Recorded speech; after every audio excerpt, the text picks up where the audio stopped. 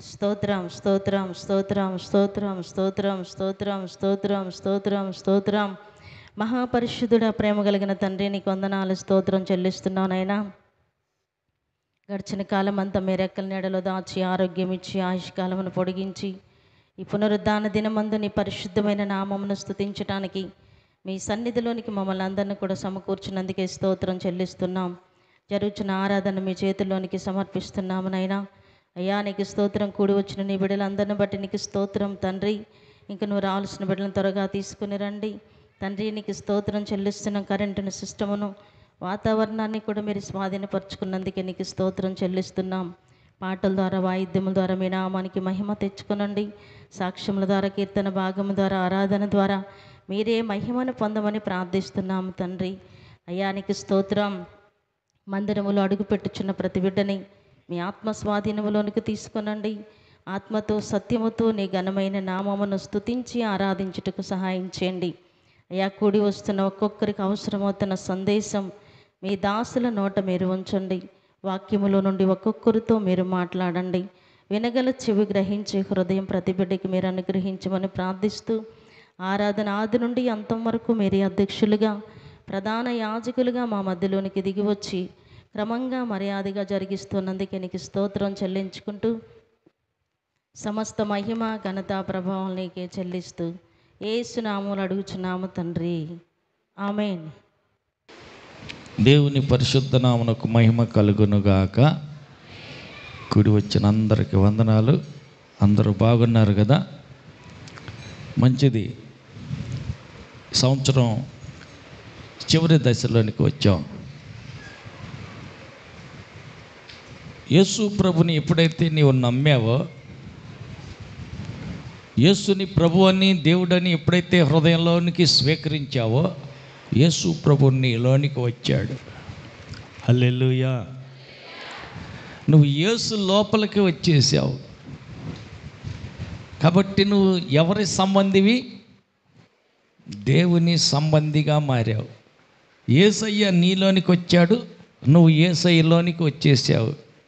కాబట్టి ఇప్పటిదాకా వేరుగా ఉన్నాం, సిలువకు శత్రువులుగా ఉన్నాం, పాపులుగానే బతికాం.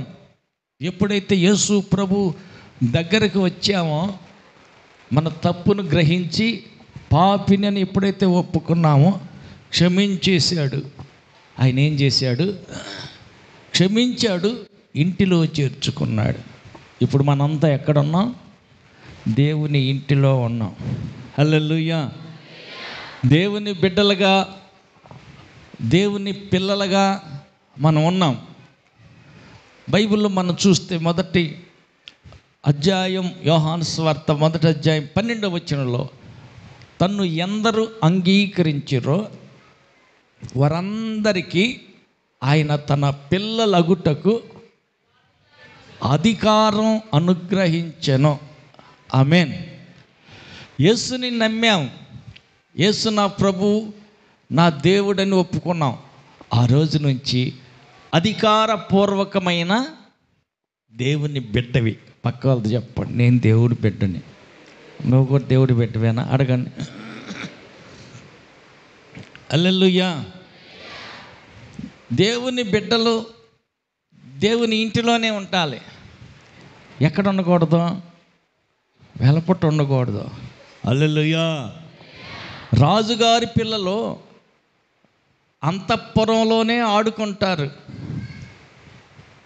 రోడ్లమిటి గోళీలాట, చింతపిక్కలాట, ఇంకా పిల్లలు ఆడుకుంటుంటారు కదా, బిల్లంగోడ ఆట, ఏదేదో కుందుల్లాట అని ఆటలు ఆడతారే. ఆ రోడ్డు అమ్మటి, ఈ పక్కల అమ్మటి ఉండే మురికి మురికి గుడ్డలతో ఆడుకుంటారా. ఆ పిల్లలతో ఈ అంతఃపురంలో నుంచి ఈ పిల్లలు ఇల్లు ఆడుకోవటానికి కుదురుద్దా? ఏమా పంపిస్తారా? పంపించరు. హల్లెలూయా. గేట్ దీనానా బయటికి వెళ్ళొస్తా అంటే కాళ్ళు ఎర్రగొడతా, లోపలికి బా. మొదలు ఎక్కడ? రాజుకి భవనం ఆయా. అంతఃపురానికి గేట్ కాడ వాచ్మెన్లు కూడా ఉంటారు. పోనీరు, బయటికి వెళ్ళనీరు, లోపలే ఉండాలి. హల్లెలూయా. ఆడుకో, పాడుకో, సంతోషంగా ఉండు. అన్నీ అంతఃపురం లోపలే కానీ బయటికి పోనీరు, లోపలే ఉంటారు. హల్లెలూయా.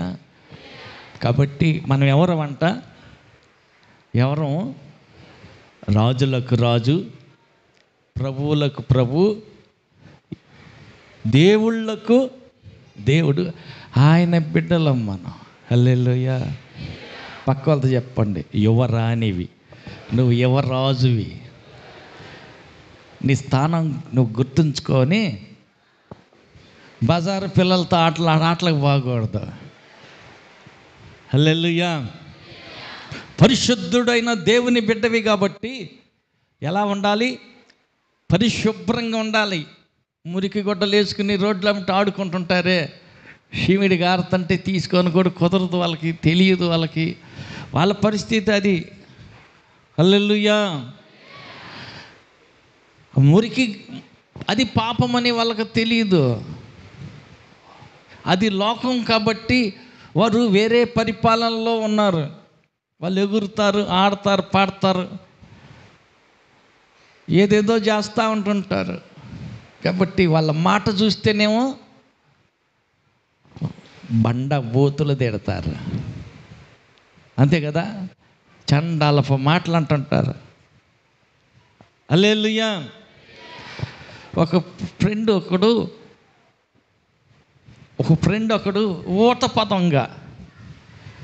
ఊత పదంగా వస్తుంటాయి వాళ్ళకి నోట్లో గుండా ఆ మాటలు అట్టాటి. వాళ్ళ ఫ్రెండ్ వచ్చాడు, ఒరేయ్ ఎప్పుడు వచ్చావరా? నిన్నొచ్చా. రారే అడ్డాలోడు కూర్చోరై, ఒరి గాలోడు రారా టీ తాగొద్దు రారే. ఇదేందిరా నాయన ఈ భాష? ఫ్రెండ్లే, వాళ్ళిద్దరు కలిసి చదువుకున్నారు. ఈ పిల్లడేమో ప్రార్థనకి వెళ్ళేవాడు, ఆ పిల్లడేమో రోడ్లో ఉంటే బజార్లో ఉంటే తిరిగేవాడు. ఈ భాష ఎక్కడి నుంచి వచ్చింది? ఈ చుట్టూ సమాజం ఉంటుంది కదా, వాళ్ళందరూ అట్ట మాట్లాడుకుంటారు. హల్లెలూయా. హల్లెలూయా. ఏంటంటే భాష పెరుగుతున్న వాతావరణాన్ని బట్టి అబ్బుతుంటుంది. మగపిల్లై అరే రాసాయి కూర్చోరై అంటున్నాడు. అదేంది ఆశ అనేది భార్యని అంటారు కదా, ఈ అబ్బాయి ఏంది వాళ్ళ పెండిని ఆశ కూర్చోరా అంటున్నాడు. ఏంది అది? పెరుగుతున్న వాతావరణం అది. ఏమంటారు వాళ్ళ భాష అది, అన్యుల భాష. మరి ఆత్మీయుల భాష ఎట్టుంటుంది? ప్రైజ్ లార్డ్ సిస్టర్, వందనాలు బ్రదర్, కూర్చోండి బ్రదర్. హల్లెలూయా. ఇది వినసొంపుగా, గౌరవంగా, మర్యాదగా, విలువగా ఉంటుంది. హల్లెలూయా. పక్క వాళ్ళతో చెప్పండి, కాని మాట, మనది కాని మాట ఏమైనా నోటికి వస్తుందా? రానిగాకు. హల్లెలూయా. హల్లెలూయా. 3 ఏళ్ళు నేను మధ్యప్రదేశ్లో ట్రైనింగ్లో ఉన్నా. మధ్యలో వస్తానా, ఆ మధ్య గుడిసె ఒకటి ఉండేది, ఆ గుడిసె దగ్గర కూర్చుంటే ఆ పక్కన దిబ్బ ఎత్తుతున్నారు పొలానికి ఎత్తానికి. 4-5 వచ్చారు దంతెలతోటి తట్లకి ఎత్తి ఆ కసు ఆ దిబ్బలో అంతా చెత్త అంతా ట్రాక్టర్కి ఎత్తుతున్నారు. అంత అరగంట పని వాళ్ళు చేసింది. ఈ అరగంట పనిలో వాళ్ళు ఒకరినొకరు మాట్లాడుకుంటూ పలకరించుకుంటున్న ప్రేమ పలుకులే వాళ్ళ పలుకులు. ఎలాంటి పలుకులు అంటే వినలేకపోయా. అబ్బా, మధ్యప్రదేశ్లోనే ఉంటే అక్కడనే బాగుంది, ఈడకొచ్చి ఈ శివుని పడుతున్నాయి చండాలపు మాటలన్నీ, ఈడకి ఎందుకు వచ్చానరా బాబు అనిపిస్తుంది. వాళ్ళు ఎప్పుడు పోతారా, ఎప్పుడు ఆ కసు అంతా ఎత్తి ట్రాక్టర్కి ఎత్తుకుని వెళ్ళిపోతారా అని ఎదురు చూసే పరిస్థితి అయింది. ఆ లాంగ్వేజ్, వాళ్ళు పలుకుతున్న మాటలు అట్టాగా ఉన్నాయి. అసహ్యత పుట్టింది. హల్లెలూయా. మనం దేవుని పిల్లలు. ఆమెన్. రాజులకు రాజు, ప్రభువులకు ప్రభు, దేవుళ్ళకు దేవుడు, మన పరలోకపు తండ్రి, ఆయన బిడ్డలం. హల్లెలూయా. పక్క వాళ్ళతో చెప్పండి, మన భాష తండ్రికి తగినట్టు ఉండాలి. హల్లెలూయా. పరలోకంలో తండ్రితో కూడా ఉండటం విడిచిపెట్టకూడని భాగ్యమని ఎంచుకోకుండా పరలోకాన్ని విడిచిపెట్టాడు. భూలోకానికి వచ్చాడు, మనలో ఒకడిలా బ్రతుకుతున్నాడు. ఆయన మాట్లాడుతుంటే నోటంక చూస్తున్నారు. ఏమంటున్నారమ్మా? ఈయన దయగల మాటలు. ఎట్లాంటి మాటలు అంట? యేసు ప్రభు మాటలు ఎట్టుంటాయి? ఏ మాట మాట్లాడినా దయగల మాటలే వస్తాయి అంట. పక్క వాళ్ళతో చెప్పండి, బ్రదరు నీ నోటికుండా దయగల మాటలే వస్తాయా?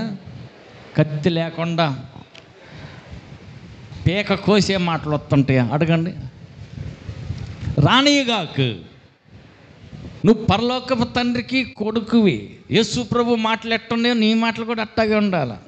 హల్లెలూయా, హల్లెలూయా, హల్లెలూయా. మాటలు రారాజు బిడ్డల లక్షణాలు ఉండాలి. రారాజు బిడ్డలకు ఉండే మాటలు తీరు కూడా ఉండాలి. రాజులకు రాజు అయిన ఆయన సహవాసం. హల్లెలూయా, ఆయన సహవాసం. మనం కూడా సహవాసం జాగ్రత్తగా ఉండాలి. హల్లెలూయా. నువ్వు ఎక్కడైతే వెళ్ళి కూర్చుంటావో అక్కడ వాతావరణం మారిపోవాలి. ఆమేన్. నువ్వు వెళ్ళావంటే, నువ్వు అక్కడ అడుగు పెట్టావంటే ఆ వాతావరణం అంతా మారిపోవాలా. హల్లెలూయా. ఏమయ్యాలా? సురేష్ వచ్చాడు, అరమాకు నోరు మూసుకో, అయిపోయి ప్రార్థన పోతాడు. మనం మాట్లాడుకునే మాటలు అట్ట అనకూడదు. అశవశ అని, అట్టటోడు ఇట్టటోడు అని, అలాంటివి అట్టటి మాట్లాడద్దు. కొద్దిగా ఒళ్ళు దగ్గర పెట్టుకుని సరిగా మాట్లాడు. ప్రార్థన పోయి అబ్బాయి ఉన్నాడు పక్కన, జాంకాయలే అంట వచ్చాడు, కానీ దేవుడు మాటలే చెబుతాడు. అందుకని దేవుడు బిడ్డలు ఉన్నప్పుడు మనం అట్టటి భాష మాట్లాడకూడదు, మార్చాలా. ఆమేన్. పక్క వాళ్ళతో చెప్పండి, నీ ప్రభావం పక్క వాళ్ళ మీద పొయ్యి శాఖ పొంతకు తగిలినట్టు ఉండాలి. ఆమేన్. నువ్వు ఎక్కడున్నా దేవుని బిడ్డవి. హల్లెలూయా, హల్లెలూయా. ఏదో అంటారు చూడు, ఎక్కడ వేయాల్సిన గొడుగు అక్కడ వేసి వేషాలు మార్చకూడదు. పెళ్ళికి వెళ్ళేటప్పుడేమో ఒక గెటప్పు, ప్రార్థనకు వచ్చేటప్పుడేమో వేరే గెటప్పు. తర్వాత అయ్యా ఆడ గృహప్రవేశం పిలిచారు. ఎవరోళ్ళు? వాళ్ళు పోతును కోస్తారు.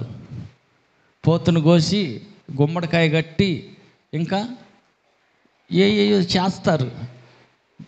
అవి వాళ్ళు చేసే ఆచార పద్ధతులన్నీ చేస్తారు. వాళ్ళందరూ ఏడకొకటి కిందకొకటి కిందకొకటి మొత్తం అన్నీ అలాడేసుకుని వస్తూ ఉంటారు. బోసిపోయినట్టు పోతే ఏమన్నా అనుకోరు. అక్క నీ కాడ ఏమైనా ఉంటే ఈ రాదు రెండు. హల్లెలూయా. ఇంటికి లేకపోయినా 7 గొలుసులు పెట్టింది చూసావా? హల్లెలూయా, హల్లెలూయా. ఇంకెంటికలు ఉంటే ఇంకెన్ని పెడుతుందో కదా. హల్లెలూయా. ఏం లేదు, తనకు పుట్టిన ఆశయం కాదు, కానీ పక్క వాళ్ళు స్టూడెంట్లు ఉంటారు, వాళ్ళందరూ పెట్టుకుంటూ ఉంటారు. హల్లెలూయా. వాళ్ళని బట్టి నేను విజయవాడ వెళ్ళాం. ఒక షాపింగ్ మాల్కి వెళ్ళి చూస్తూ ఉంటే కుర్ర పిల్లలు, చదువుకునే పిల్లలు వరుసగా ఆడపోయి కూర్చుంటే ఆ మగ పిల్లలు ఏం చేస్తున్నారు? ఏళ్ళు పట్టుకొని ఈ ఏళ్ళు కాడ నుంచి మొత్తం వారికి మా చేతి దాకా ఏందో గీతలు గీతలు గీస్తున్నారు. ఏంటి అమ్మయ్యా? అయ్యా ఏంటి మీకేం తెలుసా? హల్లెలూయా, హల్లెలూయా. ఏంటిరా బాబు ఎన్ని పాములు జరులు మొత్తం పాకాడుతున్నట్టు అన్నీ ఉన్నాయి. ఏంటి అంటే అది అదనపు డెకరేషను, అది అదనపు మేకప్. అవన్నీ చూస్తే ఆకర్షణగా ఉంటుందంట. ఏందో వాళ్ళ ఆకర్షణ అది. మరి దేవుని బిడ్డలకు హల్లెలూయా. లోకస్తులకేమో బహిరంగ ఆకర్షణ కావాలి. ఆత్మ సంబంధాలకేమో ఎలాంటి అలంకారం కావాలంట? గుణమును అక్షయ అలంకారం కావాలా. ఈ అలంకారం కావాలా. హల్లెలూయా, హల్లెలూయా. 2వ అధ్యాయం చూడండి. మొదటి తిమోతి పత్రిక 2వ అధ్యాయం 9వ వచనం నుంచి. మనం దేవుని పిల్లలం, రాజుగారి బిడ్డలం. పరలోక సంబంధులు కానీ భూమి మీద బతుకుతున్నాం, పొరుగురులో ఉన్నాం. ఏనాటికైనా సొంత గూటికి చేరతాం. సొంత ఇంటికి పోయిన తర్వాత అప్పుడు తీసేస్తాలి ఇవన్నీ అంటే ఆ గేట్ దగ్గర నుంచే తీసి బయట పాడేస్తారుగా, మనిషినే వదిలేస్తారు కదా.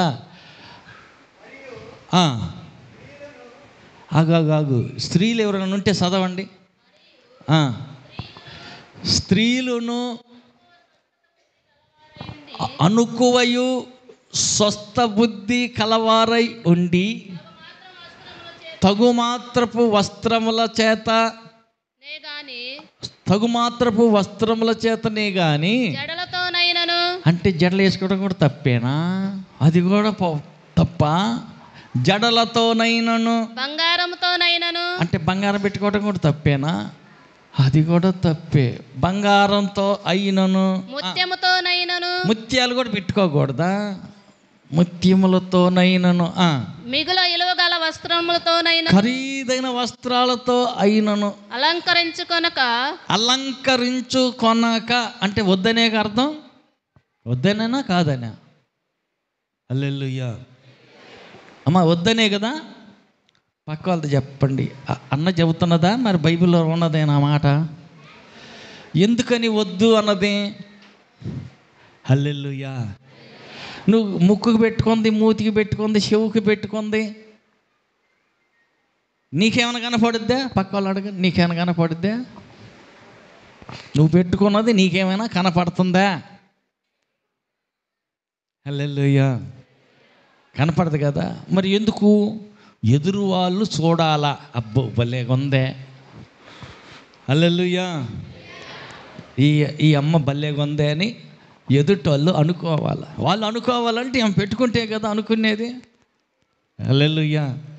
అంటే వాళ్ళ కోసమే కానీ నీ కోసం కాదనమాట. మరి కడుపుకు తినేది నీ కోసమేనా ఎదుటి వాళ్ళ కోసమా? హల్లెలూయా. కడుపుకు తినేది నువ్వు బతకటానికి ఒక ముద్ద తినాలి కాబట్టి నీ కోసమే నువ్వు తింటున్నావు. మరి ముఖాన మూతికి అన్ని పెట్టింది ఎవరి కోసం? ఎదుటోళ్ళు చూసి అబ్బో భలేగుందే అనాలా. వాళ్ళు అనాలా, వాళ్ళు మెచ్చుకోవాలా? మెచ్చుకోవాలా. హల్లెలూయా. వాళ్ళు మెచ్చుకోవటం నీకు అవసరమా? దేవుడు మెచ్చుకోవటం నీకు అవసరమా? దేవుడు మెచ్చుకోవాలంటే అంతరంగ అలంకారం కావాలా. అంటే అక్షయమైనటువంటి సాధు గుణము. హల్లెలూయా. మంచి స్వభావం. హల్లెలూయా. ఆ పిల్ల చూడు, ఇంతమందిలో మనం అందరం రాసుకుంటా చేసుకుంటా ఉంటే వాళ్ళ నాన్న పిలిచాడు, అమ్మాయి అనగానే నాన్న వస్తున్నా డాడీ అని చెప్పి పరిగెత్తుకుంటూ వెళ్ళిపోయింది. చూసా? హల్లెలూయా.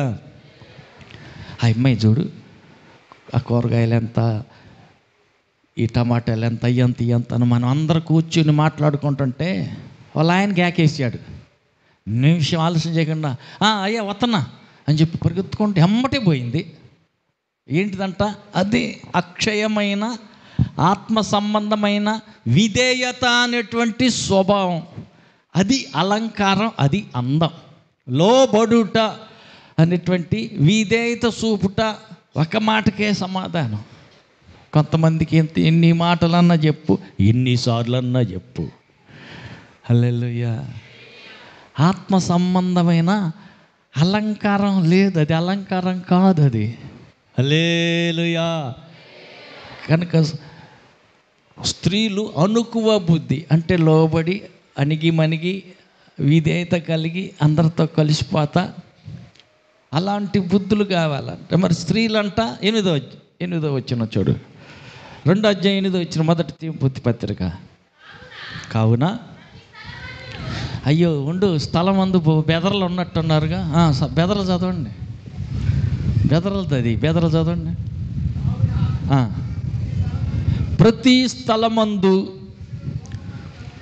పురుషులు కోపమును అంటే అనుమానం లేనివారయ్యుండి పవిత్రమైన చేతులు పైకెత్తి ప్రార్థన చేయవలెనని కోరుచున్నాను.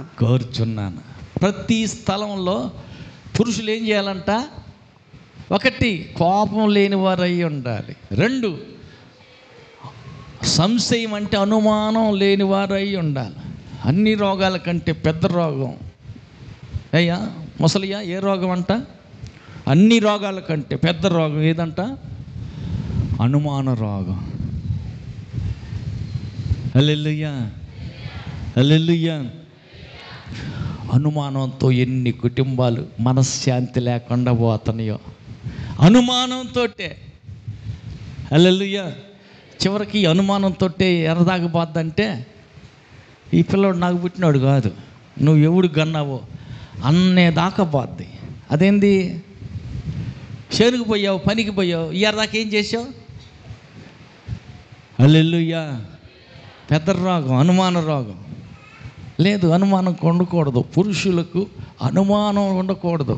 హల్లెలూయా, హల్లెలూయా. నీకు అంత అనుమానం అయితే నువ్వు ఏ పనికి వెళ్తావు? నీ భార్యని ఏనికిడితే పెట్టుకుని పో. నువ్వు ఎక్కడుంటావు అక్కడికి. దేనికి ఒంటరిగా పాపం మాకు ఎనికిడితే పెట్టుకుని పో, నీకు ఈ రోగం రాదు కదా. చాలా చోట్ల జరుగుతుంది అదే, అనుమాన రోగం. అనుమానం ఉండకూడదు. 2, కోపం ఉండకూడదు. హల్లెలూయా, హల్లెలూయా. ఊరుకునే కోపం, చిన్నదానికి పెద్దానికి కోపం వస్తుంటుంది. హల్లెలూయా. కోపపడకూడదు. హల్లెలూయా. కోపము అనుమానం లేని వారై ఉండి ప్రతి స్థలంలో పురుషులు ఏం చేయాలంట? పవిత్రమైన చేతులు పైకి ఎత్తాలంట. పైకి ఎత్తి ప్రార్థన చేయాలి. అంటే పవిత్రంగా ఉండాలి మన చేతులు. హల్లెలూయా. చేతులు ఎత్తినప్పుడు దేవునికి నీ చేతులు పరిశుద్ధంగా కనపాలా. పవిత్రంగా నీ చేతులు కనపడితే ఆయన ఏం చేస్తాడంట? వెంటనే జవాబిస్తాడు. నీ కుటుంబ క్షేమం కోసం, నీ సంఘ క్షేమం కోసం, నీ సేను క్షేమం కోసం, నీ పశువుల క్షేమం కోసం పురుషుడు ఏం చేయాలి? చేతులు పైకెత్తి ప్రతి స్థలంలో ప్రార్థన చేయాలి. ఆటో దాల్తున్నావా? ఆటో వైపు చెయ్యెత్తు. చేలో ఇత్తనం ఎత్తనవా? చేను కల్లి చెయ్యెత్తు. హల్లెలూయా. పశువులు మేపుతున్నావా? పశువుల తట్టు చేతులెత్తు. పవిత్రమైన నీ చేతులు పైకెత్తు, ప్రార్థన చెయ్యి, ఆశీర్వదించు. హల్లెలూయా. దేవుడు వింటాడు. హల్లెలూయా. అది అలంకారం. పురుషులకు ఉండవలసిన అవసరమైన అలంకారం పవిత్రమైన చేతులు ఎత్తాలి. దానికంటే ముందు కోపం ఉండకూడదు. దానికంటే ముందు అనుమానం ఉండకూడదు. దాంతోపాటు చేతులు పవిత్రంగా ఉంచుకోవాలి. అప్పుడు చేతులు ఎత్తు. ఏం జరుగుతుంది? నువ్వు చేతులు ఎత్తితే ఏం జరుగుద్ది? మోషే చేతులు ఎత్తితే ఇశ్రాయేలీయులు గెలిచారు. ఆమేన్. యెహోషువ చేతులు ఎత్తితే ఏమైంది? సూర్యుడు చంద్రుడు ఆగిపోయారు. హల్లెలూయా. నువ్వు కూడా చేతులు ఎత్తితే అలాంటి గొప్ప కార్యాలు జరుగుతాయి. ఆమేన్. స్త్రీలు ఏం చేయాలంట? స్త్రీలు ఏం చేయాలంట? బాహ్య అలంకారం కాదు, ఒక్క మాటలో చెప్తున్నా, బయట అలంకారం కాదు. బయట అలంకారం ఎందుకు? హల్లెలూయా. ఈ బాహ్య అలంకారం బయట వాళ్ళకే కానీ నీకు కాదు కదా. బయట వాళ్ళు చూసి అబ్బో భలేగా ఉంది. హల్లెలూయా, హల్లెలూయా. బస్ స్టాండ్లో నిలబడింది, చూడబోతే పిల్ల కొద్దిగా ఉంది, ఒకరా ఉంది, బక్క పిల్ల. ఇక్కడ నుంచి కిందకి ప్యాంట్ ఉంది, ఈ పైన పొట్ట సగం దాకా ఏడదాకా ఒక సొక్క వేసింది. ఇటు నుంచి పైకే ఉంది సొక్క, ఇంకేమీ లేదు. చూడబోతే సన్నగా ఉంది. బస్ స్టాండ్లో కూర్చొని వాళ్ళకి ఫోన్ చేస్తుంది, వీళ్ళకి ఫోన్ చేస్తూ ఉంది. ఆ పక్కన ఉన్న బండోడు ఎవడు గన్ పెడతా ఉన్నాడు. ఎవడు ఈ పిల్ల ఏడుంది, ఎవరినో రమ్మంటం తట్టుకుంది, వాళ్ళ చుట్టాలో వాళ్ళ బంధువులో వాళ్ళ నాన్నోళ్ళ కోసం అని అనుకుంటే ఎవడు రాటల్లా. చూసి చూసి మెల్లిగా వెనకాలుగా తిప్పుకొని వచ్చి మూతి గుడ్డ కట్టి వాటేసుకెళ్ళి ఆటోలో పెట్టేసి తీసుకెళ్ళిపోయి పాడు చేసి సాగు కొట్టేసేసి మళ్ళీ పోయి ఎవరికన్నా చెబుతుందేమోనని ఆడో ఊరు బయట ఆడెక్కడ శవాన్ని పారేసిపోయా. తెల్లారి చూస్తే అంతా పేపర్లో. ఊరు ఏందిరా నాయన అంటే, హల్లెలూయా, అన్ని డెకరేషన్లు, మేకప్లు, ఈ ఇందాక చెప్పానే చేతులకి ఇవన్నీ. హల్లెలూయా. ఈ 50 రూపాయలు 60 రూపాయల నెక్లెస్లు అన్నీ వేసి ఉంది. ఈమె ఎవరి కోసం చూస్తుందో వాడేవాడు ఇంకొకటి కనిపెట్టి వాడు తీసుకెళ్ళి ఇట్టాని తెలిస్తే లేనిపోయింది. నాకు పేరు వచ్చుద్ది, తెలియకుండా సావుగట్టి బయట వేయాలని చంపేసి ఆడపడేసిపోయాడు. హల్లెలూయా. కారణం ఏంటంటే బయట అలంకారం, అది ఏది లేకుండా పోతే ఏ గొడవ ఉండదుగా. ఎవరు మొన్న మోపిదాలాగా ఏమి లేకుండా బోడి మొహం ఎవడు చూస్తాడు. హల్లెలూయా, హల్లెలూయా. చుట్టాలు ఎవరన్నా ఏమన్నా అనుకుంటారంట, ఏం పెట్టుకోకుండా ఒక్క గాజన్నా ఒక్క టన్న లేకుండా పోతే ఏమన్నా అనుకుంటారంట. వాళ్ళని అనుకోకుండా చేయటానికే, వాళ్ళు ఏమన్నా అనుకోకుండా చేసి ప్రయత్నం చేసి చివరికి దేవుడికే దూరం అయిపోతుంది కదా. హల్లెలూయా. కాబట్టి దానివల్ల నష్టం. మనకి దేవుని పిల్లలం, మనం దేవుని సంతోషపెట్టాలి. ఆమేన్. కాబట్టి మనం దేవుని పిల్లలం, దేవుణ్ణి నమ్ముకున్నాం. దేవుణ్ణి నమ్ముకున్నటువంటి మనం విశ్వాసంలో స్థిరంగా ఉండాలి. రాజులకు రాజు, ప్రభువులకు ప్రభు, దేవుళ్ళకు దేవుడు. ఆయనే మనకు తండ్రి కాబట్టి తండ్రి స్వభావమే మనకు రావాలి. ఆమేన్. వేరే స్వభావాలు మనకు రాకూడదు. వాళ్ళ మాట వింటే వాళ్ళ మాటలు, ఎవరి మాటలు వేరే. ఇంకొకడు ఉన్నాడు కదా, ఒకటి దేవుడు, రెండు దెయ్యం, మధ్యలో మనం ఉన్నాం. అదేం తప్పు? వాళ్ళందరూ పెట్టుకోవట్లా. ఎవరు టీవీలో వాక్యం చెబుతున్నాయి, వాళ్ళందరూ పెట్టుకోవట్లా.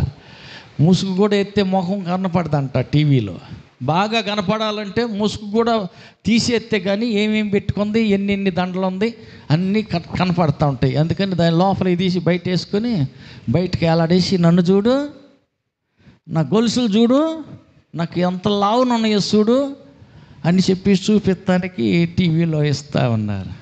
హల్లెలూయా, హల్లెలూయా. హృదయం నిండిన దాన్ని బట్టి నోరు మాట్లాడుతుంది. హృదయంలో దాని మీద ఆశ ఉంటేనేగా గొలుసు. హల్లెలూయా, హల్లెలూయా. కాదు, మనం ఇహలోక సంబంధులం కాదు, పరలోక సంబంధులం. ఆమేన్.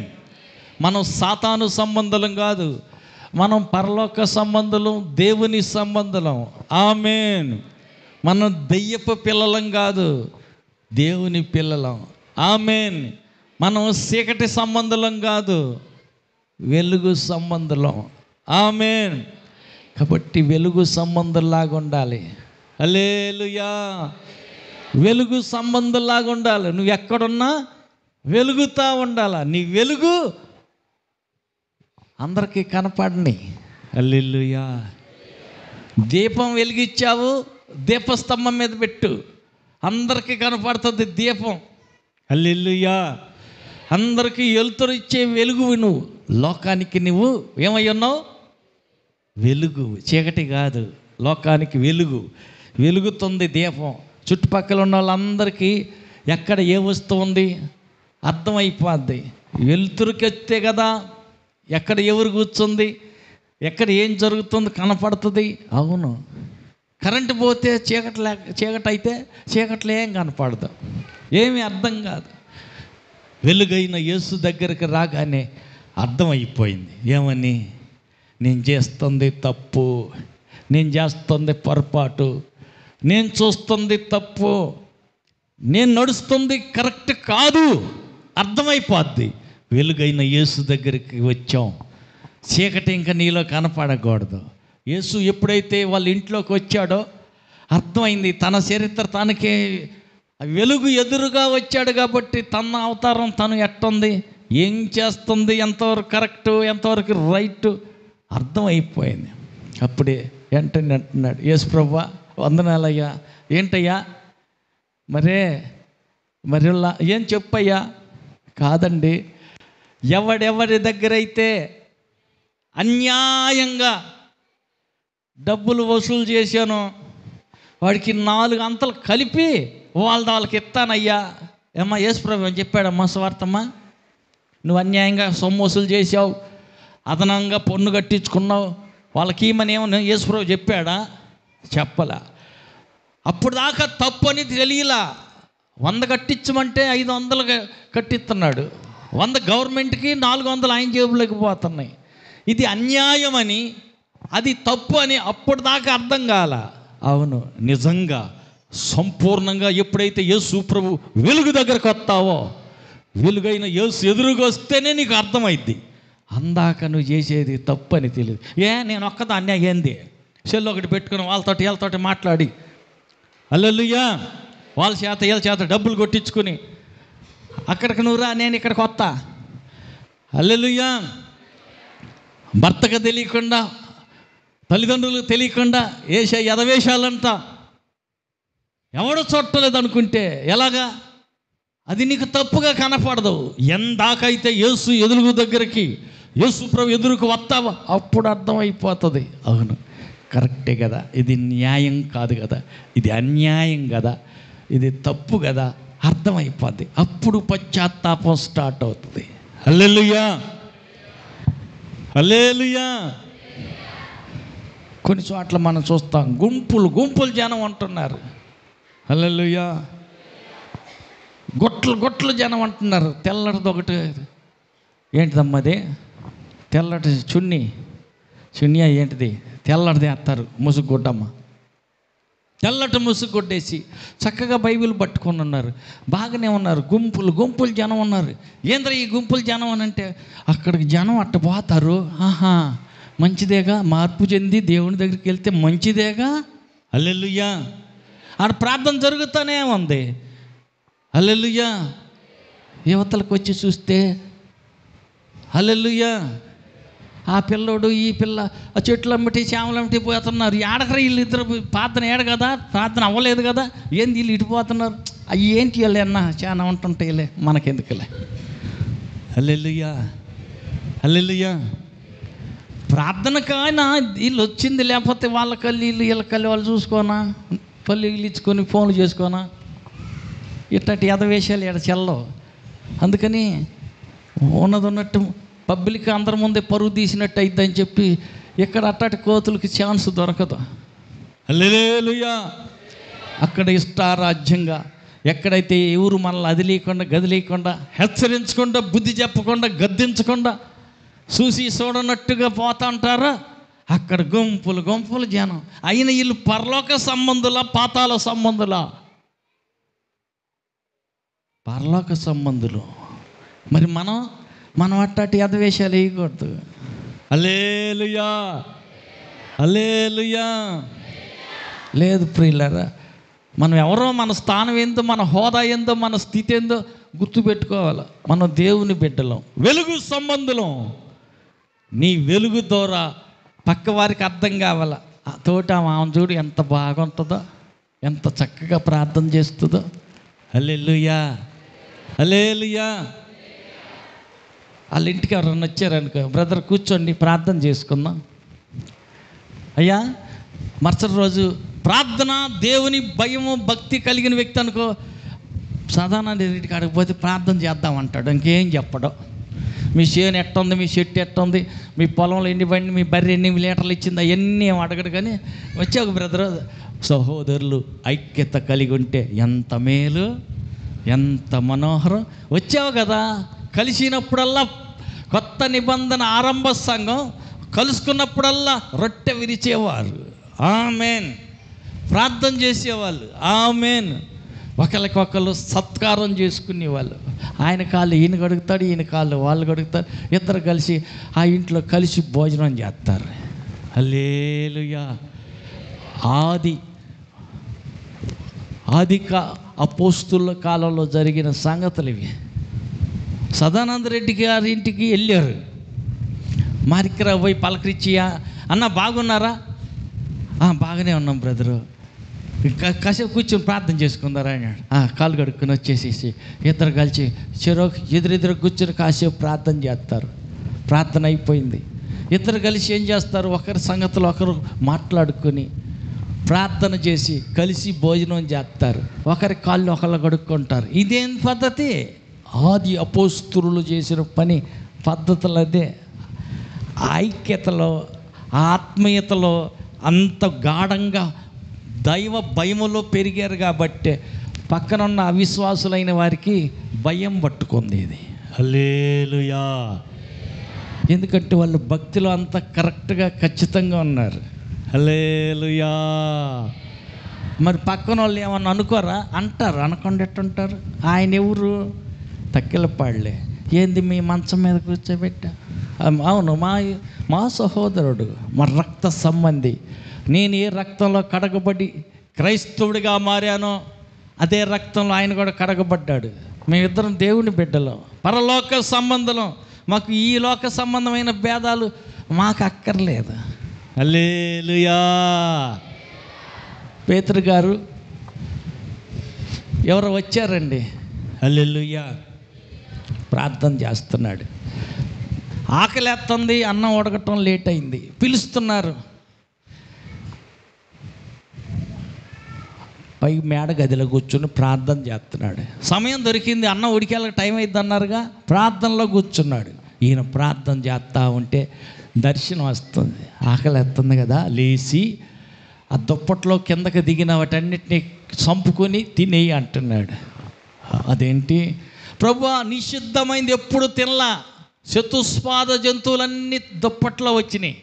4 కాళ్ళు కలిగిన కుక్క, నక్క, పిల్లి, పంది, తోడేలు అన్నీ దాంట్లోనే ఉన్నాయి. లేచి చంపుకుని తిను అని అంటున్నాడు.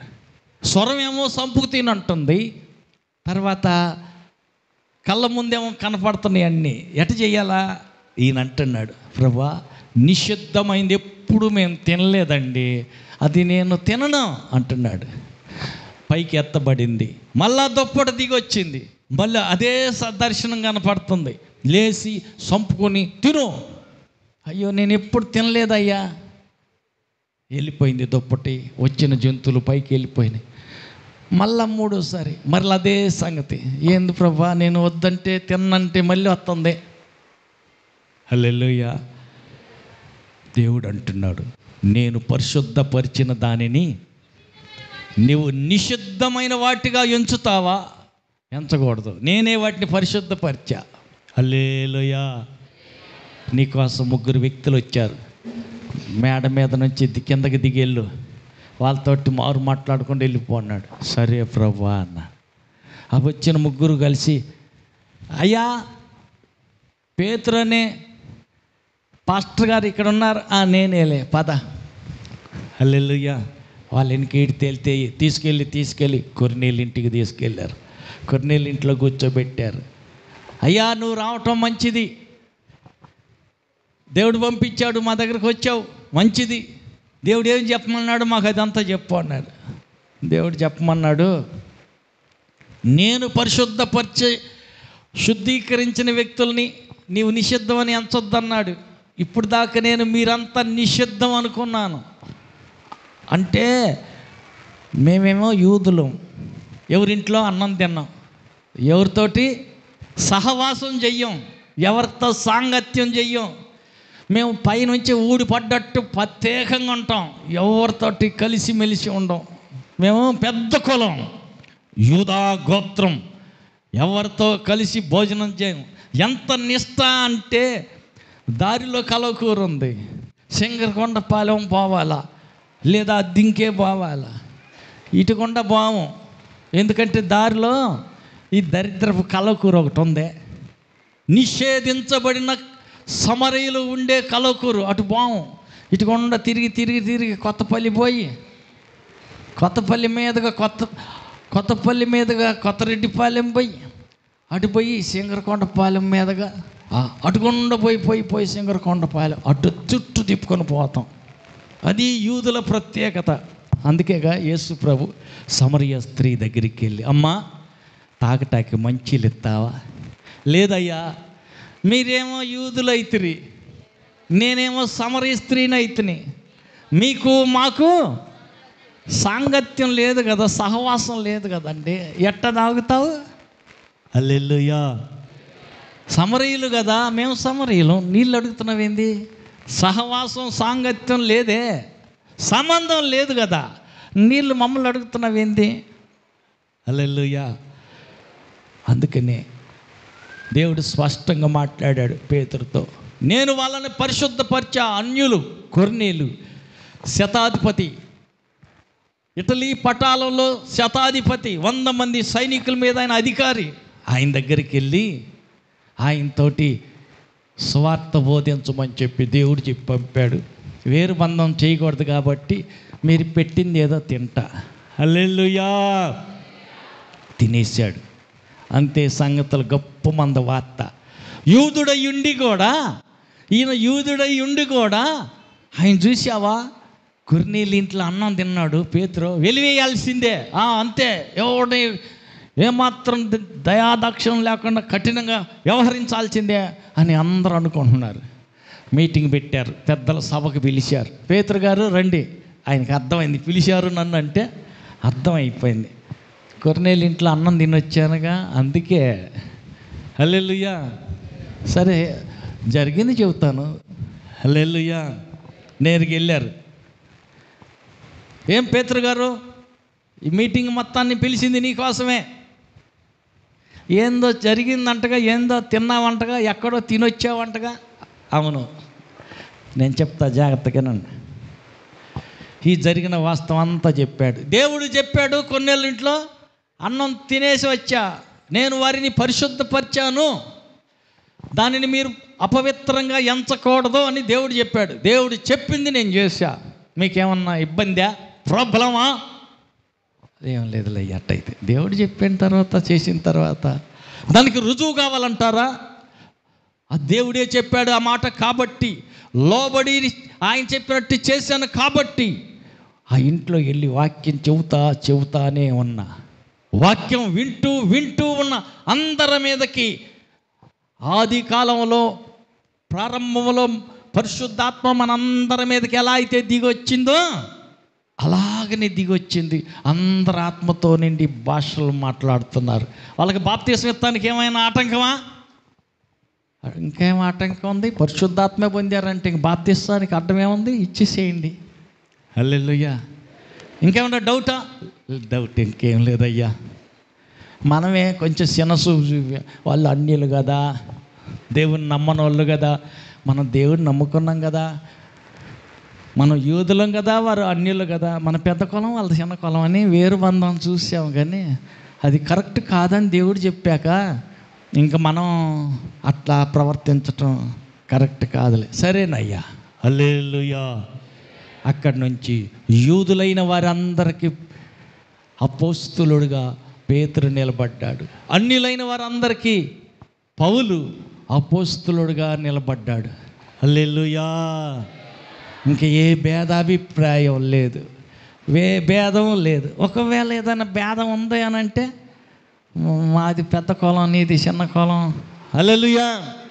మాకు కాసిన డబ్బులు ఉన్నాయి, మీకు డబ్బు లేవు, మాకు కొద్దిగా చదువు ఉంది, నీకు చదువు లేదు అని భేదాభిప్రాయం, వేరు బంధం చేసేవాడు ఎవరైనా ఉన్నారు అని అంటే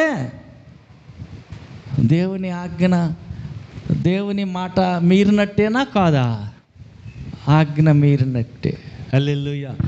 దేవుడు నీకు ఇచ్చాడు, నీకు 10 ఎకరాలు ఉంది, ఆమెకేమీ లేదు, ఏమీ లేదు, చేసుకుంటే కోడు లేకపోతే లేదు. అంత మాత్రాన వేరు బంధం చేయకూడదు.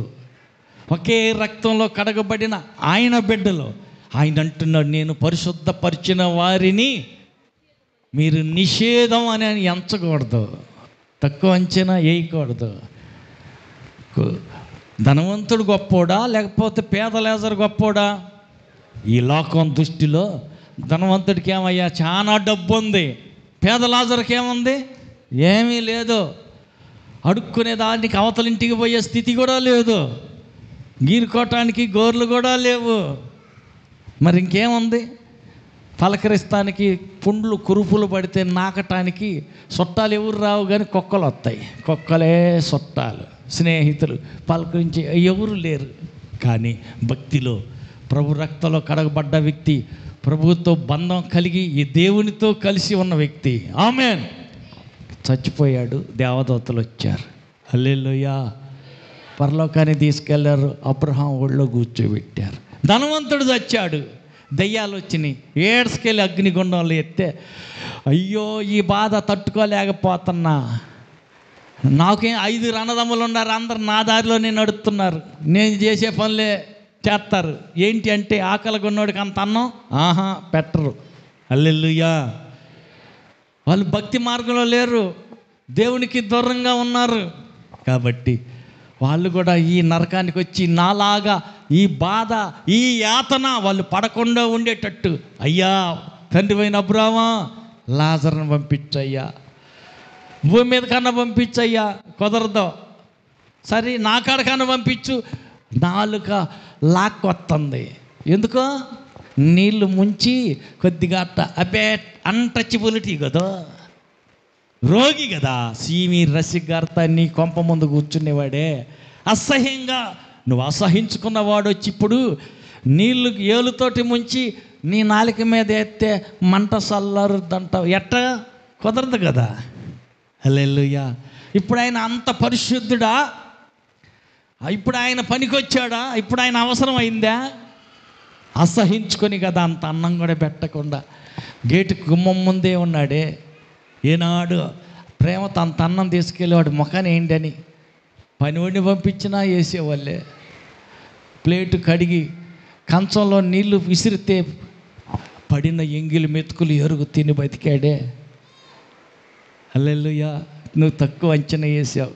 అవును ప్రియులారా, మనుషులు మనల్ని తక్కువ అంచనా వేయచ్చు, మనుషుల దృష్టికి మనం కొరగాకపోవచ్చు, మనుషుడు ఎవడో నిన్ను లెక్క వేసుకోలేకపోవచ్చు, మనిషిగా కూడా నిన్ను గుర్తులోకి లెక్కలోకి తీసుకోకపోవచ్చు. బాధపడ మాకు.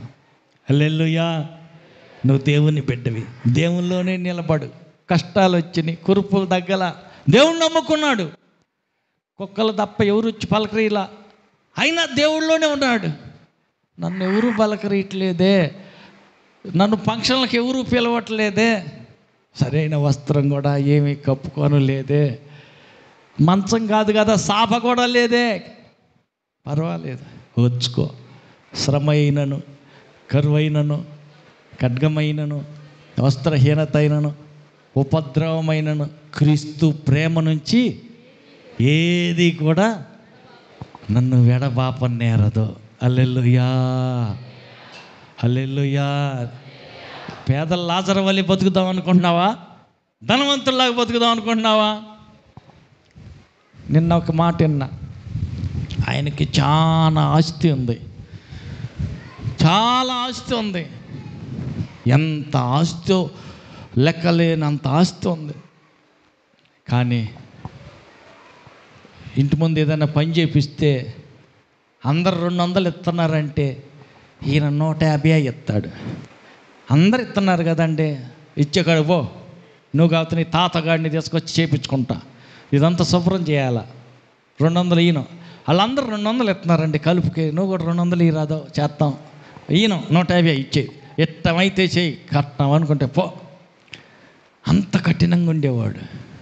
ఆస్తి ఉంది, చాలా ఉంది, ఏం ఫలితం? హల్లెలూయా. హల్లెలూయా. ఇతరుల కంటే కూడా తగ్గించి కూలిస్తాడు, బిగపడతాడు. లేదు ప్రియులారా, ఈ ధనవంతుడు చచ్చిపోయి ఏమైపోయాడు? కింద పాతాళానికి వెళ్ళాడు.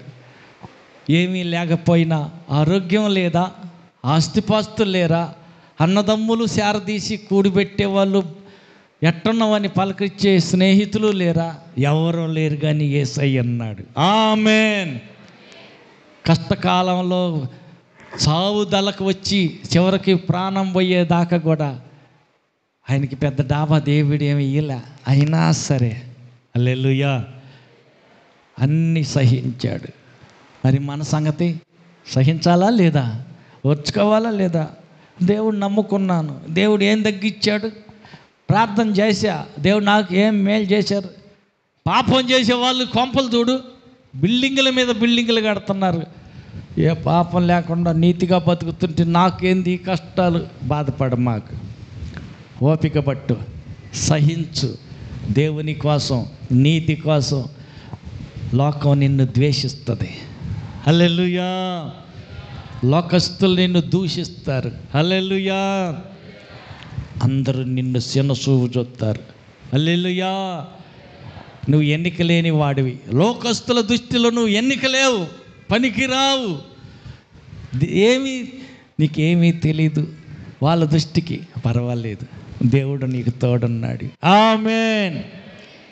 ఆయన నీతో ఉన్నాడు, నీవు ఆయనలో ఉండు. ఎన్ని బాధలైనా ఎన్ని కష్టాలైనా ఓర్చుకో.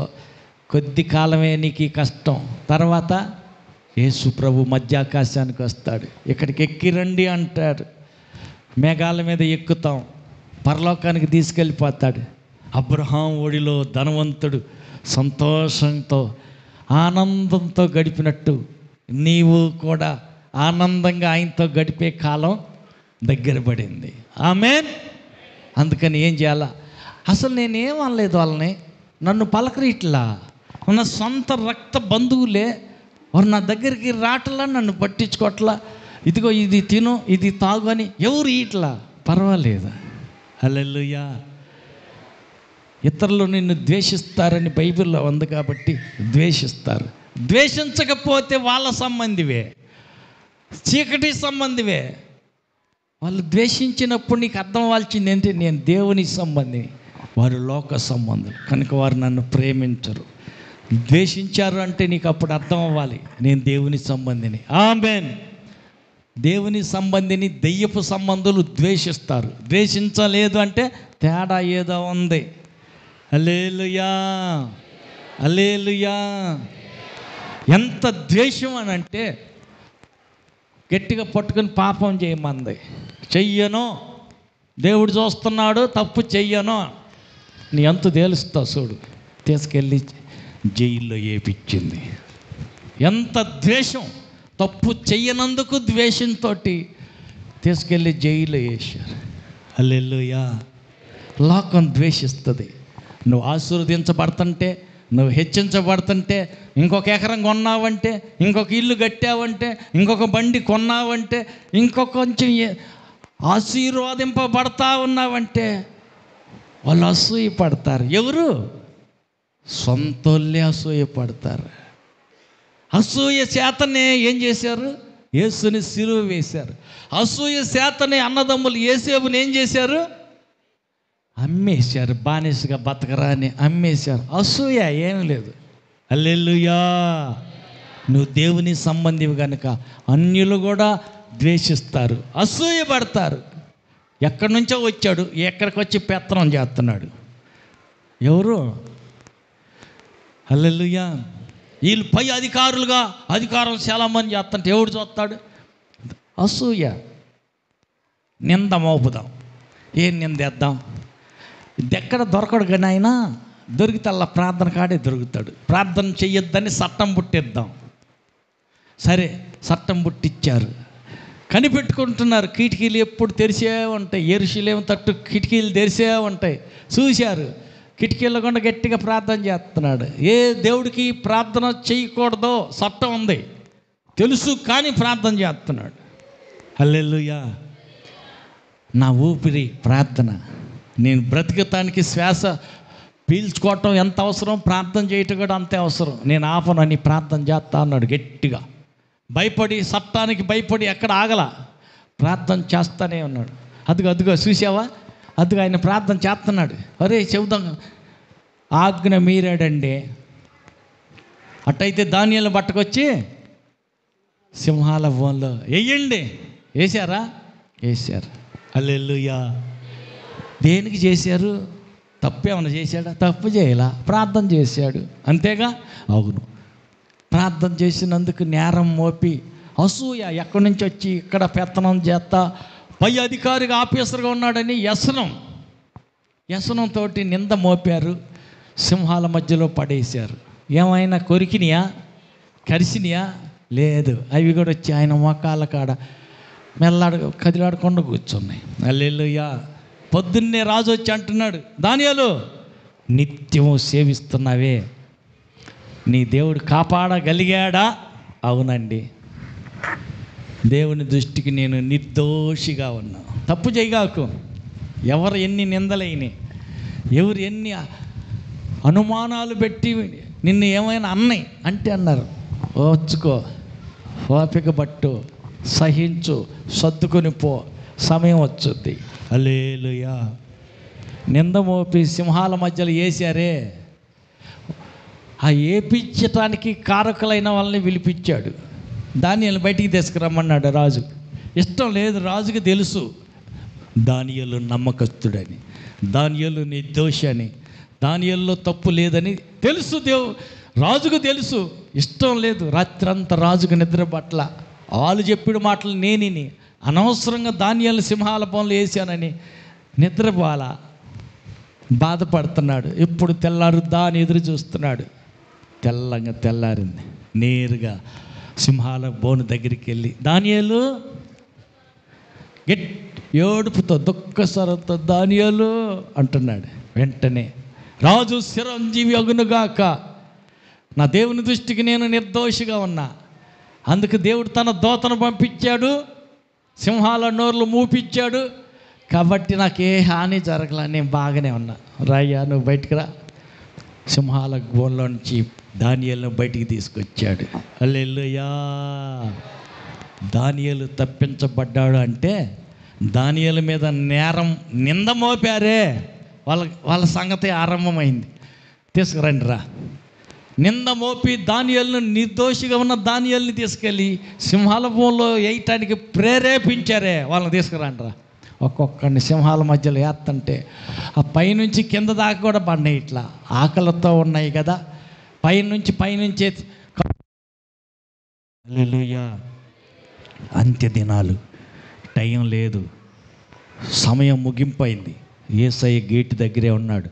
అడుగు తీసి అడుగెత్తే నీ కోసం, నా కోసం, మనల్ని పరలోకం తీసుకెళ్ళే దానికోసం ఆయన రాబోతున్నాడు.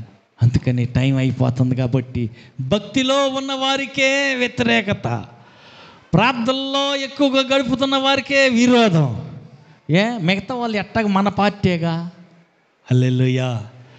వాళ్ళు గట్టిగా అవతల పార్టీలో ఉన్న వాళ్ళని పట్టుకొని లాక్క రావాలి, ఎట్టన్నా మన పార్టీలు చేర్చుకోవాలి. పంతం బట్టి పందానికి సాతాను పని చేస్తూ ఉన్నాడు. హల్లెలూయా.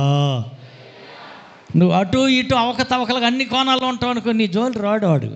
ఎందుకంటే ఎట్టగో వాళ్ళ పార్టీ అని తెలుసు కదా. ఎట్టకేలకు నువ్వు దాంట్లో కాస్తే బర్రె ఉంది, దూడ ఉంది, పాలు తీయాలి, అది చేయాలి, ఇది చేయాలి, గంట కోటం కూడుకోవు కదా. హల్లెలూయా.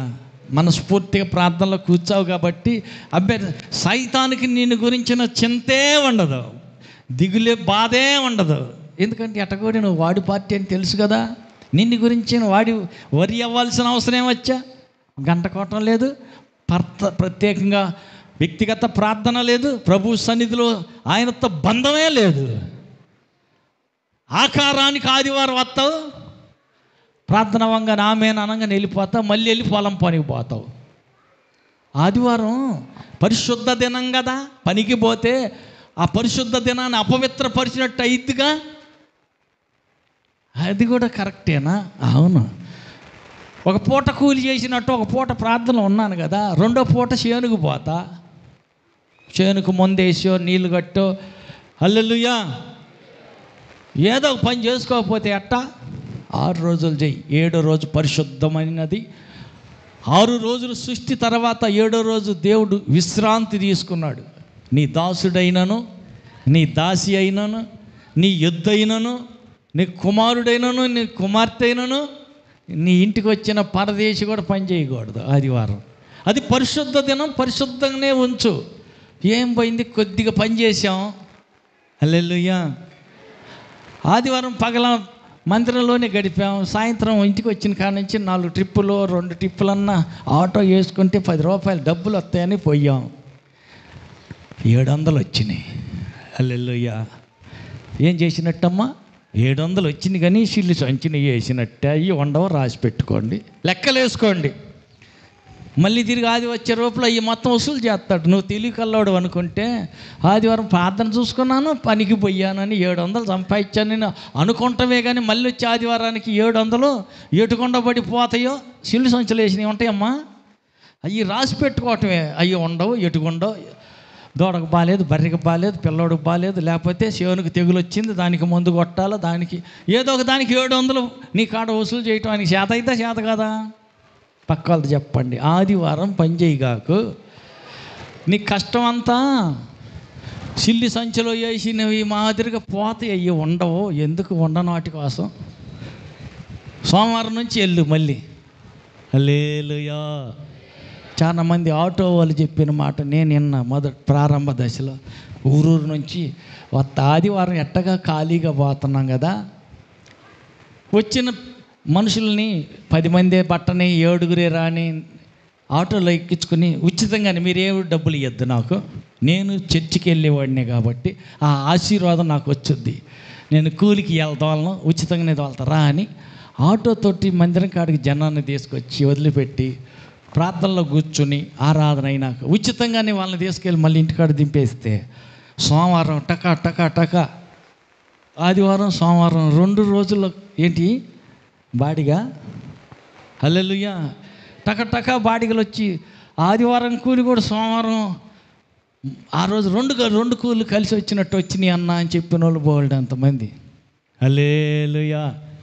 కథ కాదు, నిజంగానే జరిగింది. వాళ్ళు జరిగిందే చెప్పారు. వాళ్ళేమో ఊహించి కథ చెప్పాలా, అబద్ధం ఏం చెప్పాలా, కరెక్ట్గా వాళ్ళకి జరిగింది నెరవేరని చెప్పారు. హల్లెలూయా. పక్క వాళ్ళతో చెప్పండి, ఆదివారం ఎప్పుడన్నా పనికి పోయి అలవాటు ఉందా? చేను ఎందుకు పురుగులకు అప్పగిస్తావు పోబాకు అని చెప్పు. ఆదివారం చేనుకు ముందు ఎత్తానో కలుపు తీస్తానో. హల్లెలూయా. నువ్వు ఆదివారం చేనుకు పోతే చేనుకు పురుగుని రప్పించినట్టే. మళ్ళీ చెప్పండి వాళ్ళకి, ఆదివారం చేనులో పొరపాటున కాలు పెట్టబాకు, ప్రార్థన చేయి ప్రేమ ఉంటే. హల్లెలూయా. వాస్తవానికి వాన కురిస్తే ఇక్కడ వాగు నిలబడుతుంది. ఈ చివరి నుంచి ఆ చివరి దాకా ఎక్కువ వాన కురిస్తే ఈ వాగు మొత్తం ఆబజారుకి పోతుంది. పై చేల్లో నీళ్ళు కూడా ఏడకే జారుతున్నాయి. హల్లెలూయా.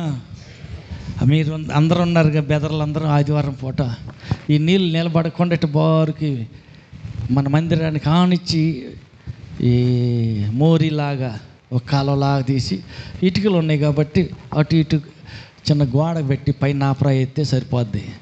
అట్టని చెప్పి నేను ఆదివారం చేపిస్తే ఏమైద్ది? చేయకూడదు కదా. హల్లెలూయా.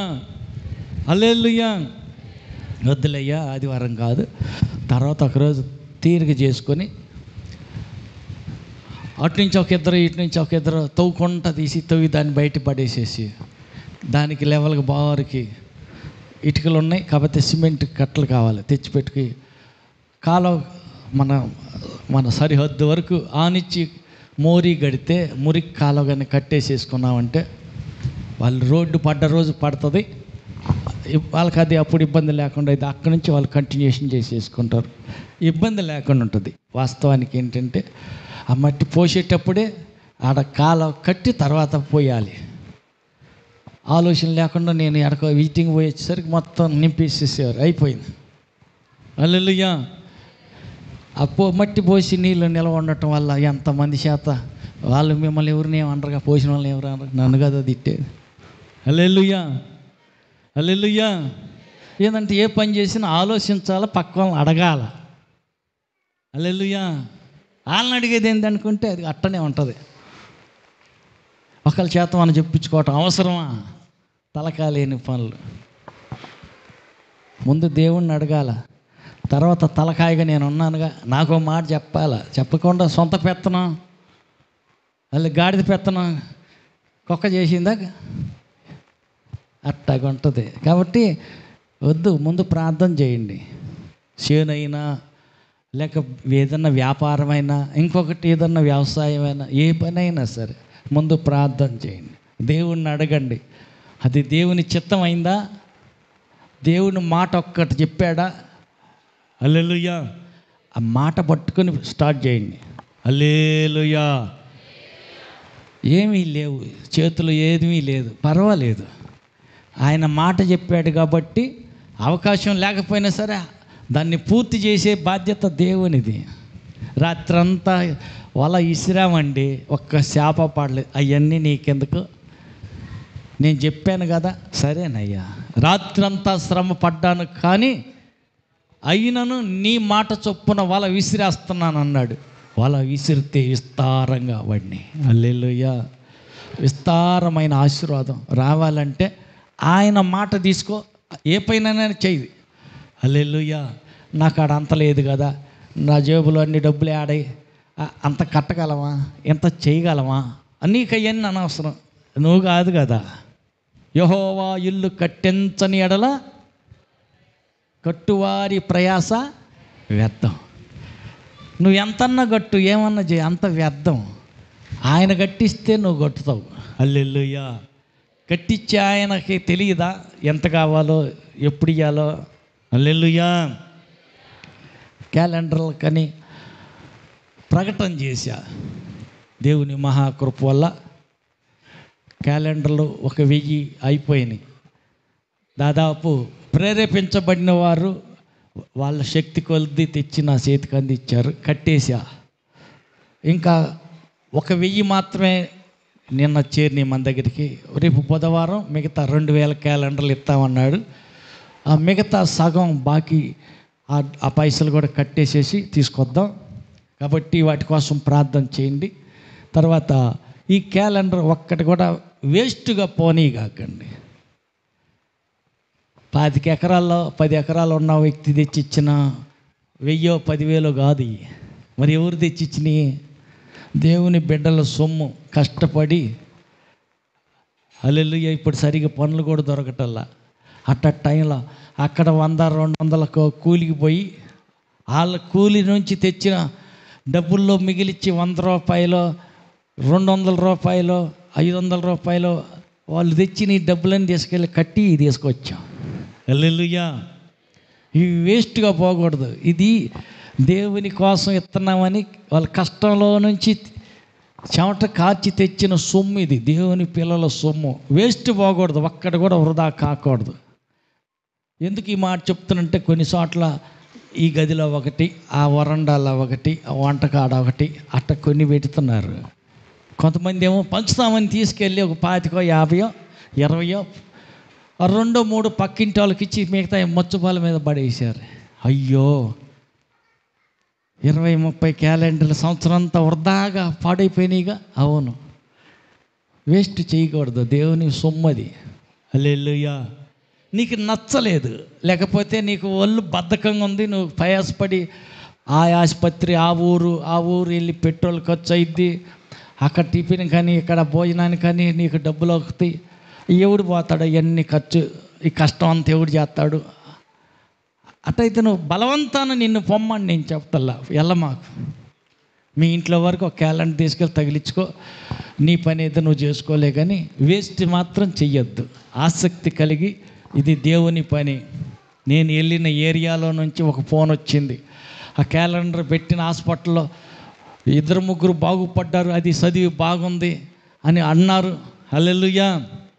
మా ఇంట్లో కూడా ఒకటి క్యాలెండర్ ఉంటే ఇవ్వరా అని కొందరు డాక్టర్లు, నర్సులు కూడా అడుగుతాం జరుగుతూ ఉంది.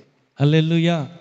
కొంతమంది పోలీస్ స్టేషన్లో ఒకటే స్టేషన్లో తగిలిచ్చొద్దామని మన వాళ్ళు వెళితే, అయ్యయ్యా మాకొకటి ఇవ్వరా, ఎంత ఇవ్వమంటారు, డబ్బులు కడతాము, అది 100, 50 ఎంత అంటే, వద్దండి కావాలంటే తీసుకోండి అని చెప్పి ఎస్ఐ, సిఐ కాడ నుంచి కానిస్టేబుల్ దాకా తలా ఒకటి తీసేసుకొని వాళ్ళ ఇంట్లో పెట్టుకొని రోజు చదువుతూ ఉండటం జరిగింది.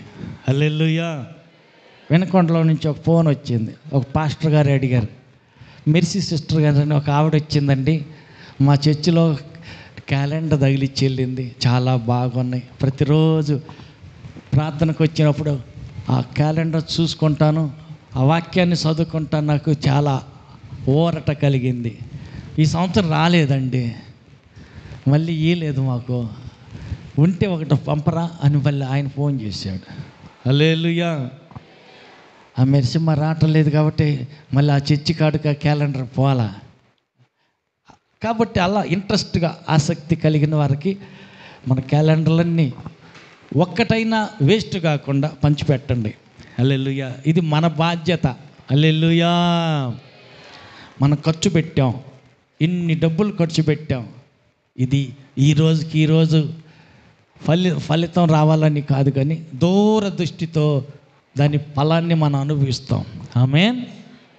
కనీసం సంవత్సరానికి ఒక్క ఆత్మ రక్షించబడిన కోట్లు ఖరీదైన ఆత్మ, ఆ ఆత్మలో పాలిభాగం పంచిన మీకు కూడా ఉంటుంది. ఆమేన్.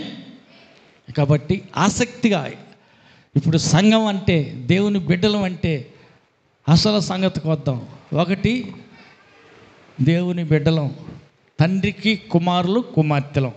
ఆయన రాజుల రాజు, ప్రభు ప్రభు, దేవుడైన ఆయనకు బిడ్డలం. ఆమేన్. అయితే ఇప్పుడు మరి మనం ఏం చేయాలి? వెలుగు సంబంధం, చీకటి సంబంధం కాదు. పరలోక సంబంధం, ఈ లోక సంబంధం కాదు. ఈ లోకంలో ఉన్నాం కానీ చీకటి సామ్రాజ్యంలో మనం వెలుగై ఉన్నాం. ఆమేన్. మనం ఈ లోకానికి ఉప్పు అయి ఉన్నాం. ఆమేన్. పక్క వాళ్ళతో చెప్పండి, నువ్వు ఉప్పువి. హల్లెలూయా. ఉప్పు ఏమంటుందంట? అన్నేసి చూడు, నన్ను కూడా వేసి చూడు అంటుందంట. ఎన్ని మసాలాలు ఉన్నా ఉప్పు ఒక్కటి లేకపోతే దానికి కూరకు టేస్ట్ రాదు. ఉప్పు వస్తే కానీ అమ్మయ్య భలేగా ఉంది, ఇప్పుడు బాగుంది. హల్లెలూయా, హల్లెలూయా. నువ్వు పక్కన నీ సమాజానికి, నువ్వు ఉండే మీ ఇంటిలో కానీ నీ ఊర్లో కానీ నువ్వు ఉప్పులాగా ఉండాలా. హల్లెలూయా. అందరూ ఉన్నారు కానీ అలా రాలేదు. హల్లెలూయా. అంటే నువ్వు వస్తే కానీ నిండు కుండలాగా అట్లాగా ఉండాలా. అందరు నీకోసం ఎదురు చూసేటట్టు ఉండాలా. అంతేగాని ఎప్పుడు పోతారు ఏమో అమ్మ, నువ్వు సోది చెప్పబాకమ్మ, పోమ్మ తొందరగా అనకూడదు నిన్ను గురించి. హల్లెలూయా, హల్లెలూయా. నిన్ను కోరుకునే వ్యక్తిగా ఉండాలి కానీ అందరూ నువ్వు పోతే బాగుండు అనుకోకూడదు. హల్లెలూయా. అంటే దాని అర్థం ఉప్పులాగా నీ మాట రుచిగా ఉండాలి, నీ మాట దయ కలిగినదిగా ఉండాలి. హల్లెలూయా. రుచిగా ఉండటం అంటే నీ మాట ఎట్టుండాలంట? హల్లెలూయా. ప్రేమతో నిండి ఉండాలి. హల్లెలూయా. ఈ కొంతమంది అంటారు, ఏదంటారు చూడు, కట్టే ఎర్రగొట్టినట్టే ఉంటుంది ఆ మాట. ఆయన కానీ మాట్లాడితే ఇంకేం లేదు. హల్లెలూయా. కఠినంగా ఉంటుంది. లేదు లేదు, మనం ఇతరులందరూ కోరుకునే వ్యక్తిగా ఉప్పులాగా ఉండాలి. ఆమేన్. మనం అందరితో కలిసి చెట్టులో కొమ్మలాగా అందరితో సంబంధం ఉండాలి. ఆఖరి మాట ఇది. ఏముండాలి? అందరితో కలిసి ఉండాలి. హల్లెలూయా. కొంతమంది ఒక్కింట్లో వాళ్ళే కానీ ఆ తోడుకోడలు వస్తే నేను ఆ చర్చికి రాను, ఇంకో చర్చికి పోతా. ఆమెకి నాకు గిట్టదులే, అట్టుండకూడదు. హల్లెలూయా. సాధ్యమైనంత వరకు సమస్త జనులతో సమాధానంగా ఉండాలి కానీ ఆమెతో నేను పలకను, ఈయనతోటి నేను పలకను. వద్దు. కీడు చేశారు, క్షమించు. నష్టపరిచారు, క్షమించు. హల్లెలూయా. తప్పిపోయిన కొడుకు వచ్చాడు, విందు చేస్తున్నారు. పెద్ద కొడుకు వచ్చాడు, కడుపు రగిలిపోయింది. నేను అసలు రానంటే రాను, నేను బయటే ఉంటాను అంటున్నాడు. తండ్రి వచ్చి బతిలాడుతున్నాడు. వాడు చచ్చిపోయి బతికాడురా నాయన, తప్పిపోయి మళ్ళీ తిరిగి వచ్చాడురా బాబు. సంతోషపడి నేను పండగ చేస్తుంటే నీకేమైందిరా? ఏ రోగం వచ్చింది నీకు?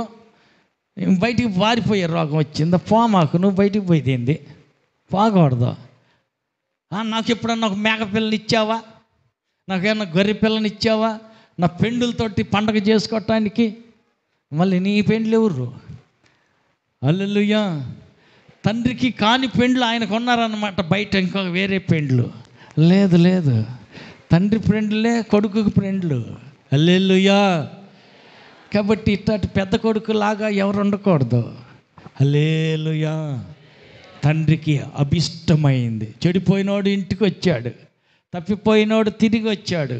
వాడు ఒక లెక్కలో చెప్పాలంటే వాడు చచ్చిపోయినటువంటి వాడు బతికేడురా బాబు, సంతోషపడు. హల్లెలూయా. చెడిపోయినోడు మంచోడుగా మారితే సంతోషించి పండగ చేసుకోవాలి కానీ వాడొస్తే నేను రాను, వాడితో బలిగితే నేను ఊరుకోను. ఒరి నాయనా, ఉన్నది ఆస్తి అంతా నీదే కదా. హల్లెలూయా. ఉన్నదంతా నీదే కదా. నేను బలకను, నేను రాను, నేను బయట ఉంటాను, నేను దూరంగా ఉంటాను, నేను ఎడంగా ఉంటానంటే అదెట్టా కుదరదు. ఎడమకం పెడమకంగా ఉండకూడదు.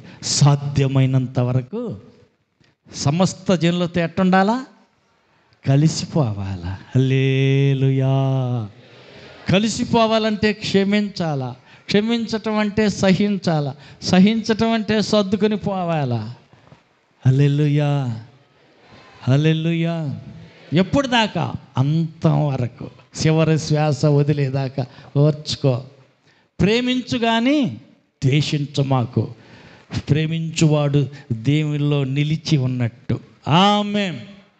ద్వేషించేవాడు దెయ్యపు సంబంధి, ప్రేమించేవాడు దేవుని సంబంధి. పక్క వాళ్ళతో చెప్పండి, నువ్వు దేవుని సంబంధివి. ప్రేమించు కానీ ఎవరిని ద్వేషించొద్దు. అందరు లేచి నిలబడదా.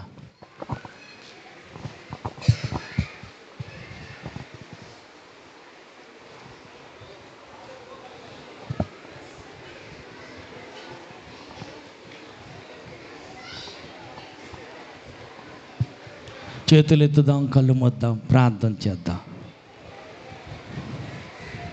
ప్రేమలో నిలిచి ఉండాలా, క్రీస్తులో నేను నిలిచి ఉండాలా.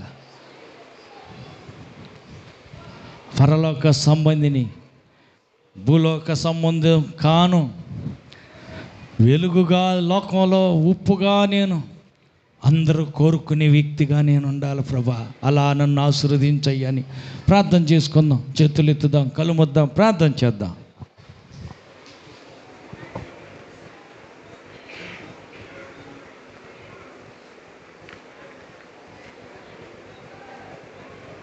కళ్ళు మొద్దాం. కనికర పూర్ణుడా, యేసు వందనాలు. కూడి వచ్చిన పిల్లలందరినీ చేతులుగా అప్పగిస్తున్న ఆశీర్వదించండి. ఇంతవరకు విత్తబడిన వర్తమాన బిడ్డల వినికిడిలో ఫలింపజేయబడునుగాక. ప్రభు, నీ బిడ్డలంగా మేము నీలో అంటుకట్టబడ్డవారమై, మేమంతా వేరు గ్రామాలకు, వేరు కులాలకు, వేరు తల్లిదండ్రులకు పుట్టి వచ్చిన వారమైనప్పటికీ ఒకే రక్తంలో కడిగబడిన ఒకే తండ్రి బిడ్డలమని తెలిపినందుకు నీకు స్తోత్రాలు.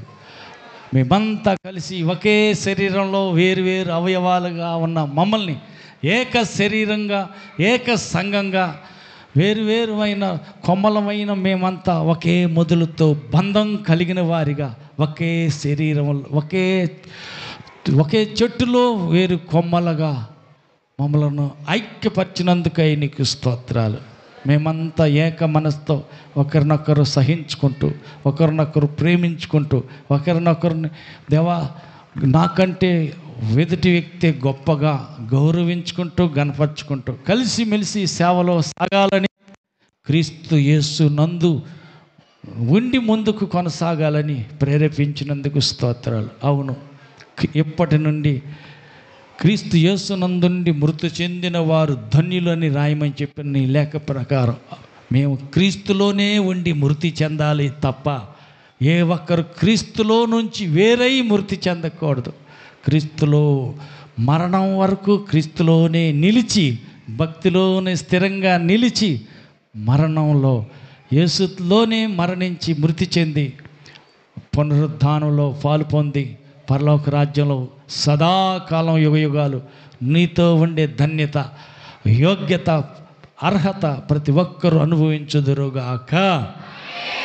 నీ బిడ్డలంతా విశ్వాసంలో స్థిరంగా నిలుసుదురుగాక. అడ్డుగోడలు ఎన్నొచ్చినా, పర్వతాలు ఎన్ని ఎదురు నిలబడినా, గొల్యాతులు ఎంతమంది లేచినా, కష్ట సుఖాలు, దుఃఖాలు, బాధలు ఎన్ని ఎదురైనా మీరు మాకు తోడై ఉండగా బలపరిచే నిన్ను బట్టి మా యాత్రలో మేము ముందుకు సాగుదుముగాక. ఎక్కడ ఆగిపోక, భక్తిలో వెనకబడకుండా నమ్మకమైన మంచి పోరాటం పోరాడుదుముగాక. బలా నమ్మకమైన దాసుడా, బలా నమ్మకమైన దాసురాలని మంచి పేరు నీ వలన పొంది, నీ మప్పు పొంది పరలోకం చేరుదుముగాక. ప్రభుని బిడ్డలకొక్కరిని పేరు చొప్పున దీవించండి. పిల్లల చదువులో ఒక్కొక్కరు ఆశీర్వదించబడుదురుగాక. పంట పొలాల్లో బిడ్డలు దీవించబడుదురుగాక. పాడి పశువులోని బిడ్డలు వర్ధిల్లుదురుగాక. వారి రెక్కల కష్టార్జితలో దీవించబడుదురుగాక. సంతానం లేని వారికి సంతానం కలుగునుగాక. వివాహాలకై కనిపెడుతున్న వారికి సకాలంలో చక్కని సంబంధాలు కుదర్చబడి బిడ్డల వివాహం ఘనంగా జరుగునుగాక. కుదవలోటు కొరత లేవి లేకుండా సమృద్ధిని బిడ్డలకు కలుగునుగాక. ప్రశస్తమైన మీ హస్తాన్ని చాపమని, కుడి వచ్చిన ప్రతి ఒక్కరిని దీవించుమని, వారు అర్పించబోతున్న కానుకను అంగీకరించి తినబోతున్న ఆహార పదార్థాలను పరిశుద్ధపరచమని, కూడిన ప్రతి బిడ్డకు నీ వద్ద నుండి రావలసిన ఈవి దీవెన ఆశీర్వాదం దయచేసి సమస్త మహిమ ఘనత మీరే పొందుకోమని, మహిమతో మధ్యాకాశానికి రానున్న మా ప్రభువును రక్షకుడైన యేసు నామములో ప్రార్థించి వేడుకుంటున్నాము తండ్రి, ఆమేన్. మన ప్రభువైన యేసుక్రీస్తు కృపయు, తండ్రి అయిన దేవుని ప్రేమయు, పరిశుద్ధాత్మని యొక్క అన్యోన్య సహవాసము కూడి వచ్చిన మనకు సర్వలోక పరిశుద్ధులందరికీ సదాకాలం తోడయండి నడిపించునుగాక, ఆమేన్. హల్లెలూయా, హల్లెలూయా, హల్లెలూయా, హల్లెలూయా, ఆమేన్. అందరికీ వందనాలు, వందనాలు. పక్కవారికి వందనాలు చెప్పండి. పరలోకం చేరే వరకు